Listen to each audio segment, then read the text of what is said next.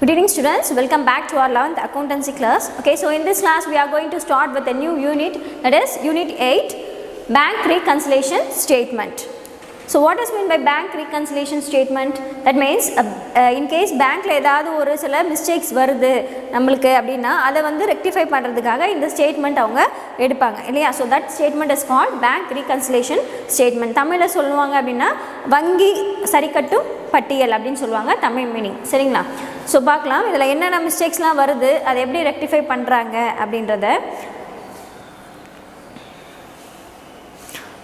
See the introduction. From the above activity, it is clear that physical cash in hand can be checked easily with the cash column of cash book.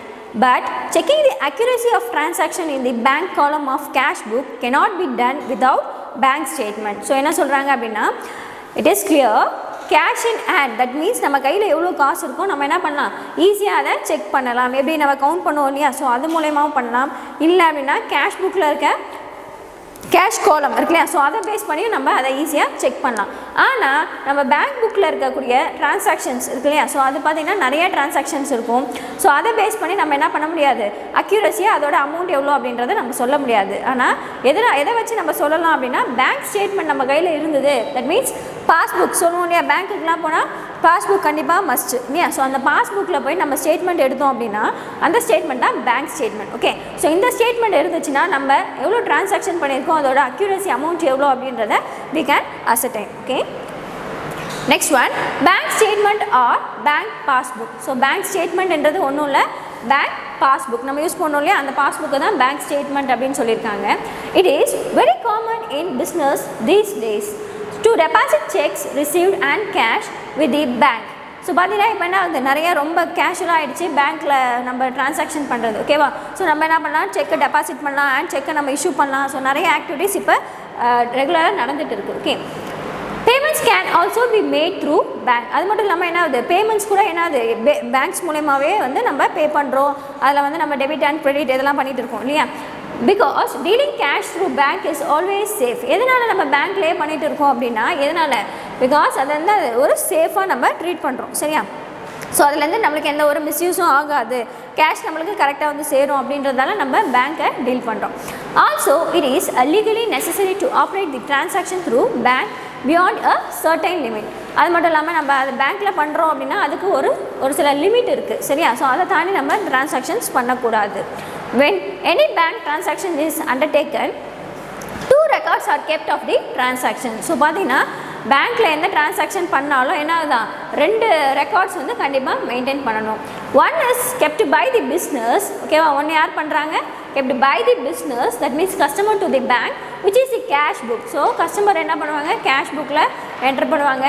The other one is kept by the bank. இன்னொன்று யார், by the bank. Okay, which is bank record. அதாவது என்னன்னு சொல்கிறோம், bank record or bank statement அப்படின்னு சொல்கிறோம். Okay, in other words it can be said that the cash book maintained by the business, that means customer of a bank, and the ledger accounts maintained by the bank record the same transaction. என்ன சொல்கிறாங்க, it can be said that cash book maintained by the business, that means business maintain பண்ணக்கூடிய cash book-ஆ இருக்கட்டும், இல்லை ledger accounts maintained by the bank, bank maintain பண்ணக்கூடிய ledger accounts. So ரெண்டுத்துலேயும் பார்த்தீங்கன்னா என்ன transaction தான் இருக்குமா, ஒரே மாதிரி டிரான்சாக்ஷன் தான் ரெக்கார்ட் பண்ணுவாங்க. Bank statement or bank passbook is simply a copy of the customer accounts in the books of bank. So bank ஸ்டேட்மெண்ட்றது ஒன்றும் இல்லை, என்னவா நம்மளோட பாஸ்புக் இருக்கு இல்லையா? ஸோ அதோட ஒரு காப்பி, பாஸ்புக்கோட ஒரு சின்ன காப்பி தான் என்னது நம்மளோட bank statement. A bank may send a statement at regular intervals to its customer. Bank என்ன பண்ணுதான், ரெகுலராக வந்து அவங்களோட ஸ்டேட்மெண்ட்டை அவங்க கஸ்டமருக்கு சென்ட் பண்ணிட்டு இருக்கு. Okay, it shows all the deposits, withdrawals and the balance available in the its customers account on a particular date. So நம்மளே பார்த்துருப்போம் இல்லையா, நம்ம ஏதாவது ஒரு அமௌண்ட்டை போய் ஏடிஎம்மில் எடுத்தோன்னா நம்மளுக்கு என்ன வருது, உடனே மெசேஜ் இன்டிமேட் ஆகுது. ஓகே, ஸோ இந்த ஏடிஎம்லேருந்து இவ்வளோ அமௌண்ட்டு இந்த டைமுக்கு வித்ரா டெபிட்டட் அப்படின்னு சொல்லிட்டு வந்திருக்கு இல்லையா? ஸோ அந்த மாதிரி எல்லா டீட்டெயில்ஸும் உடனே நம்மளுக்கு இன்ஃபர்மேஷன் இங்கே பேங்க் ப்ரொவைட் பண்ணுவாங்க. In recent times, the copy of the records can be obtained by the customer electronically, which is called e-statement. So இப்போ என்ன ஆகுது அப்படின்னா, இப்போ ரீசெண்ட் டைம்ஸாக நம்ம என்ன ரெக்கார்ட்ஸ் நம்ம என்ன டிரான்சாக்ஷன் பண்ணாலும் நம்ம என்ன பண்ணலாம், அதோட ரெக்கார்டை நம்ம உடனே எடுத்துக்கலாம். ஓகேவா, யார் எடுக்கலாம், customers. Okay, so customers electronic வைஸாக வந்து எடுத்துக்கலாம். ஸோ அதை தான் என்னன்னு சொல்கிறாங்க, இ ஸ்டேட்மெண்ட் அப்படின்னு சொல்கிறாங்க. Okay, so underline this one. And the copy of the records can be obtained by the customer electronically, which is called e-commerce, e-statement. Okay, so this is the bank statement or bank passbook.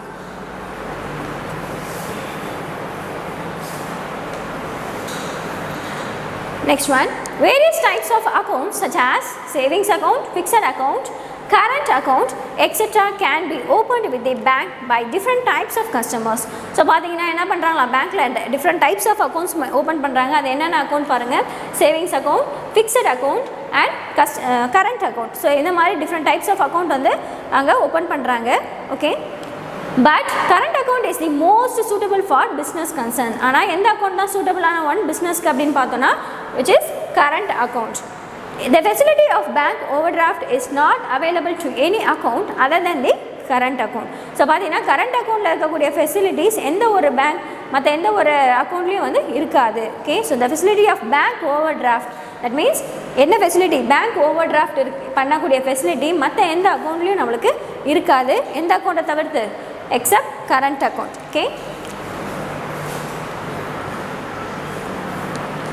So passbook இப்படி தான்மா இருக்கும் பார்த்துங்க, இல்லை கிளியராக இல்லை.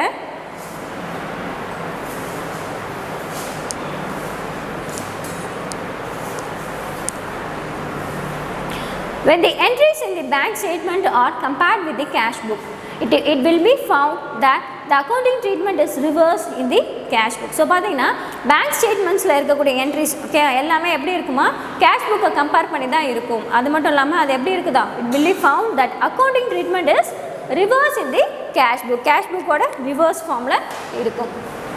This is because the cash book is prepared from the point of view of business. So இது எதனால் அப்படி இருக்குது அப்படின்னா, இந்த பிஸ்னஸ் இந்த ஸ்டேட்மெண்ட் எப்படி ப்ரிப்பேர் பண்ணுறாங்க அப்படின்னா, யார் வியூ பாயிண்ட் ஆஃப் தி பிஸ்னஸோட வியூ பாயிண்டில் வந்து ப்ரிப்பேர் பண்ணுறதால இந்த ஸ்டேட்மெண்ட் அப்படி இருக்குது. Okay, whereas the bank statement is prepared from the bank's point of view.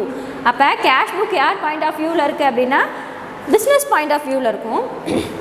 whereas bank statement இருக்கு இல்லையா, அது எப்படி ப்ரிப்பேர் பண்ணுறாங்க, யார் பாயிண்ட் ஆஃப் வியூவில் ப்ரிப்பேர் பண்ணுறாங்க அப்படின்னா, பேங்க்ஸ் பாயிண்ட் ஆஃப் வியூவில் வந்து ப்ரிப்பேர் பண்ணுவாங்க. Okay, following the double entry system, the credit balance in the bank passbook represents the debit balance as per the cash book and vice versa. So என்ன சொல்கிறாங்க, double entry system follow பண்ண மாதிரி என்னவா, இந்த credit balance bank பாஸ்புக்கில் இருக்கக்கூடிய credit balance இருக்கு இல்லையா, அது எதை ரெப்ரசன்ட் பண்ணுது அப்படின்னா, எதை ஷோ பண்ணுதுன்னா, கேஷ் புக்கோட டெபிட் பேலன்ஸ். ஓகேவா, கேஷ் புக்கோட டெபிட் பேலன்ஸை தான் எது ஷோ பண்ணுது, பேங்க் பாஸ்புக்கோட கிரெடிட் பேலன்ஸ் ஷோ பண்ணும்.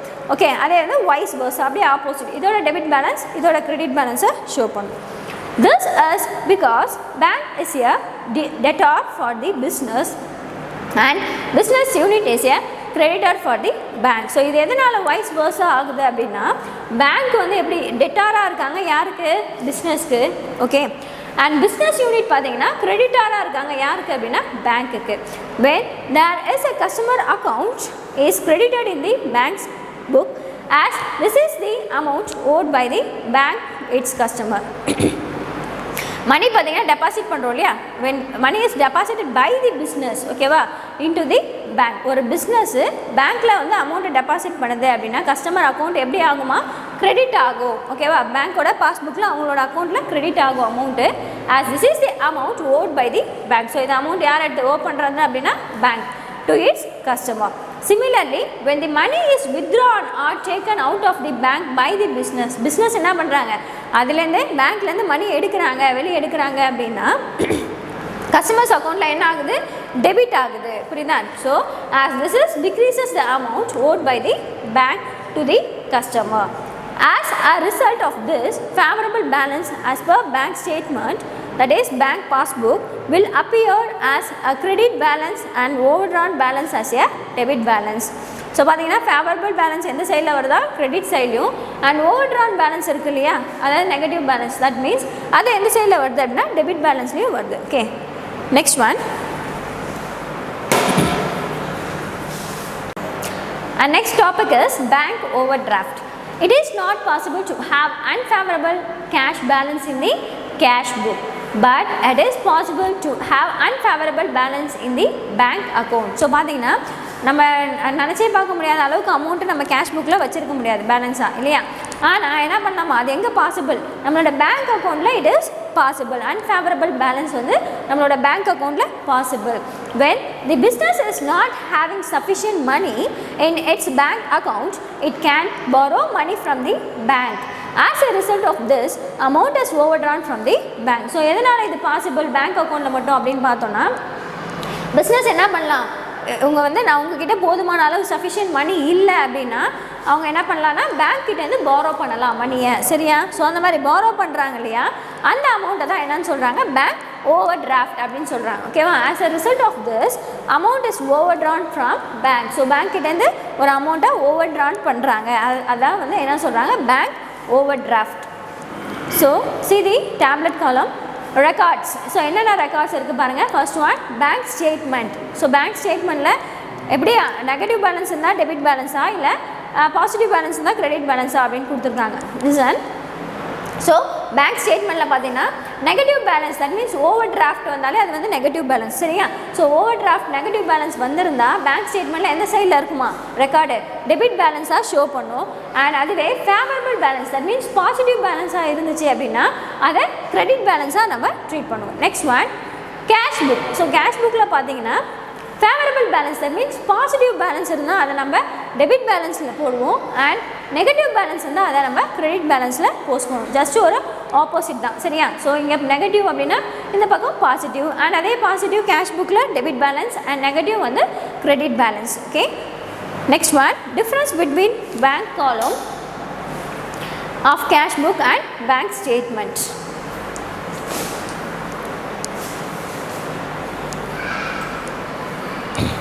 ஸோ பேங்க் காலம், கேஷ் புக்கில் இருக்கக்கூடிய பேங்க் காலத்துக்கும் பேங்க் ஸ்டேட்மெண்ட்டுக்கும் என்ன டிஃப்ரென்சஸ் இருக்குது? See the first one, it is prepared by business concern. So நம்ம கேஷ் புக்கை யார் ப்ரிப்பேர் பண்ணுறா அப்படின்னா பிஸ்னஸ் கன்சர்ன் தான் வந்து ப்ரிப்பேர் பண்ணுறாங்க.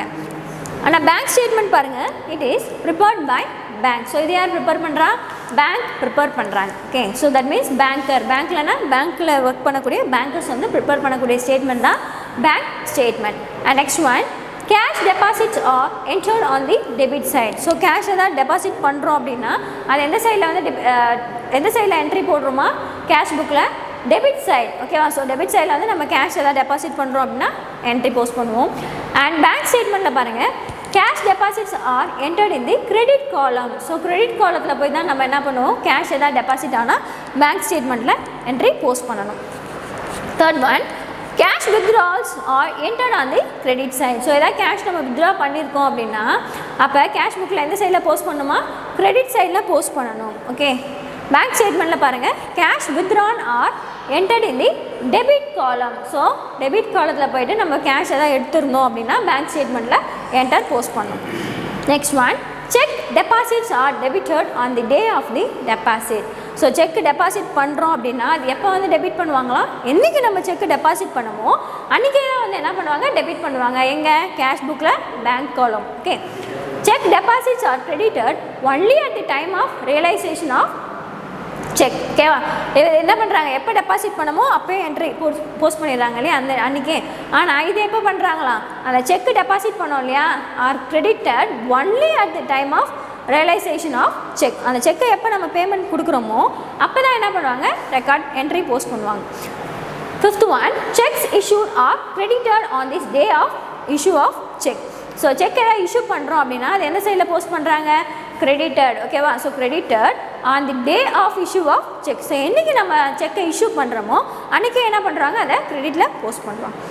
Sex issued by customers are debited by bank on the date on which the payment is made. So ஆனால் check ஏதாவது இஷ்யூ பண்ணுறோம் அப்படின்னா அதை எப்போ டெபிட் பண்ணுறாங்க, எந்த நம்ம எப்போ வந்து அந்த பேமெண்ட் நம்மக்கிட்ட வருதோ, அந்த பேமெண்ட் என்றைக்கு முடிக்குதோ, பேங்க் என்றைக்கு கேஷ் கொடுக்குறாங்களோ அந்த செக்குக்கு அந்த டேட்டில் தான் என்ன பண்ணுவாங்க, பேங்க் ரீகன்சிலேஷன் ஸ்டேட்மெண்ட்டில் டெபிட்டில் போஸ்ட் பண்ணுவாங்க. And sixth one collections and payments as per standing instructions of the business are entered only after checking with the bank statement. So பார்த்தீங்கன்னா நிறைய கலெக்ஷன்ஸாக இருக்கட்டும் இல்லை பேமெண்ட்ஸ் எதாவது பண்ணணும் அப்படின்னாலும் அது எல்லாத்தையுமே எப்போ தான் என்ட்ரு பண்ணுறாங்களா, ஆஃப்டர் செக்கிங் தி bank statement. So bank statement கூட செக் பண்ணி கம்பேர் பண்ணி அதை செக் பண்ணிட்டு தான் என்ன பண்ணுறாங்க, கேஷ் புக்கில் பேங்க் காலமில் போஸ்ட் பண்ணுறாங்க. Collections and payments as per standing instructions of the business are entered in the banker's book on the date of realization of payment. So இது எப்போ பண்ணுறாங்க அப்படின்னா, கலெக்ஷன் ஆகட்டும் பேமெண்ட்ஸாக இருக்கட்டும், எந்த டேட்டில் வந்து அவங்களுக்கு அந்த செக்கோ இல்லை வேறு ஏதாவது வந்து இஷ்யூ பண்ணுறாங்களோ, கேஷ் எப்போ இஷ்யூ பண்ணுறாங்களோ அந்த டேட்டில் தான் என்ன பண்ணுவாங்க, அவங்க என்ட்ரி பாஸ் பண்ணுவாங்க. Next, it is balanced at the end of a specific period.